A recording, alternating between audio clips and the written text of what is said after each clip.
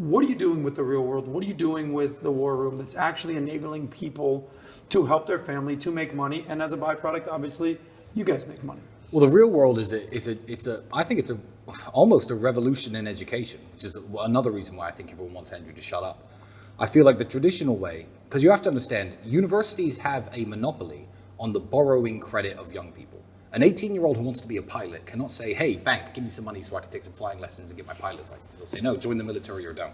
He can't say, I've got a great business idea, give me a loan, I'm gonna start an ice cream store, here's the business plan. They'll say, no, hey, I wanna study gender studies, give me $100,000. Boom, they write the checks every single time.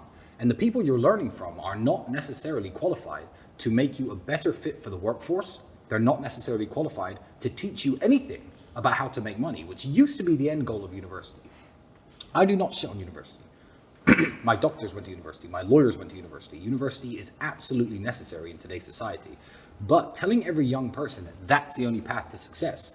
The real world was founded on the principle that when me and Andrew were young, we had to jump through hoops to network with high-level people. My dad knew a rich chess player. This guy ran a kickboxing tournament. Okay, let me see if I can speak to him for 10 minutes after, see if I can learn anything. Now, $49 a month, you are in direct contact with millionaires who we've all verified. We verified them personally.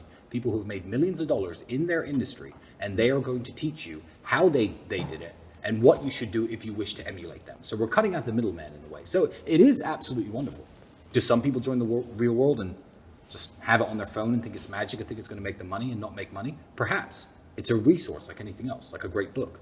But you have to put the time in, you have to learn the knowledge from it. And yeah, that guy paid his mother's mortgage payment. Respect. So what's the difference between the real world and the war room? The war room, you have to think of it more of as a private members network. Whereas the real world, nobody's vetted, nobody's kicked out. Anybody who wants to jump in at any point, man, woman, or child, of any age, can get inside and learn from the people who are professors in the war room, in the real world. And see, I just mixed them up just there. Why the name's so similar? Whereas the war room is something very, very different. I'll let Andrew's probably given a description of the war room, and I feel like that will be adequate. So I'll leave it at that because I am just a war room member, like everybody else.